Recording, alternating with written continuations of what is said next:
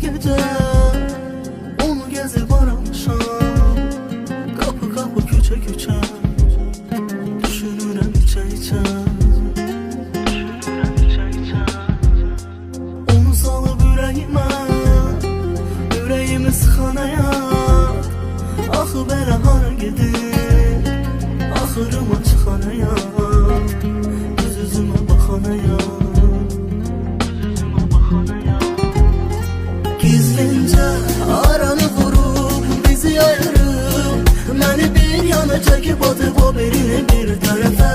Ya belə olub ya da nə bilim, mənə bəlkə də düşməyib hansı ki sevən hərəfə.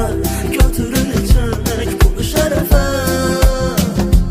Belədir həyat, aranı vurub bizi ayırıb, məni bir yana çəkib atıb o birini bir tərəfə. Ya belə olub ya da nə bilim, mənə bəlkə də düşməyib hansı ki sevən hərəfə. Götürün içək bunu şərəfə.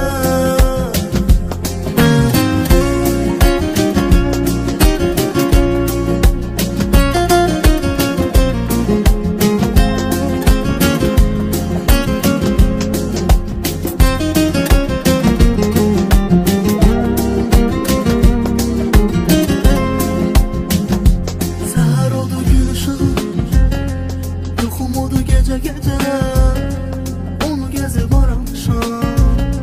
Kapı kapı küçe küçe düşünürüm içe içe. Onu salıp yüreğimi sıxanaya. Axı belə hara gedir axırıma çıxanaya. Göz üzümə baxanaya. Gizlincə aranı vurub bizi ayırıb, məni bir yana çəkib atıb o birini bir tərəfə.